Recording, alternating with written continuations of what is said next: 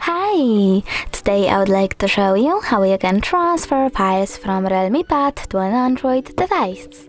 Start by opening Play Store on both devices, tapping on the search bar and typing in Send Anywhere. Now install this free app from this developer and open it on both devices.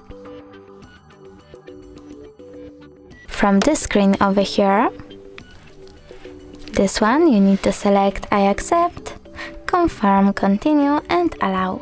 Then do exactly the same on an Android. So I accept, confirm, continue, allow. After that, just send on REALME and receive on this Android smartphone. Then tap on all of those type of dots and select send. This way you will choose all of those files and transfer them. It will take a lot of time though, so I will go with only one photo. Just send and tap on got it. From here we have two ways to connect. We can input this key over here and then tap on receive or scan QR code.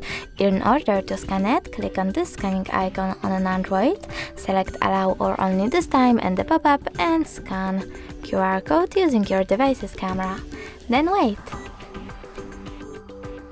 And now as you can see, my photo was successfully sent.